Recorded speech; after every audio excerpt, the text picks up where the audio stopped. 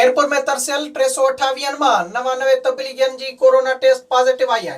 खैरपुर जे भुरगड़ी पाड़े में कायम तबलीगी मरकज अंदर कायम कयल करंटीना सेंटर में मौजूद 188 मां 85 जडे त लतीफ यूनिवर्सिटी जे फॉरेन हॉस्टल में कायम कयल करंटीना सेंटर में मौजूद 40 मां 14 तबलीगियन जी टेस्ट पॉजिटिव आई है। डीएचओ डॉक्टर मोहम्मद हुसैन अपड़ो बुधायो त टेस्ट पॉजिटिव आयल तबलीगियन में गैर मुल्की ऐं मुख्तलिफ सूबन जा तबलीगी शामिल आहिनि। हुन चयो त 2 हफ़्ता अॻु लतीफ यूनिवर्सिटी जे फॉरेन हॉस्टल में कायम कयल करंटीना सेंटर में पॉजिटिव आयल 14 तबलीगियन मां 9 ॼणनि जी रिपोर्ट नेगेटिव आई आहे। जंहिंजा ॿीहर सैंपल वठी लेबोरेटरी ॾांहुं माणिया वेंदा।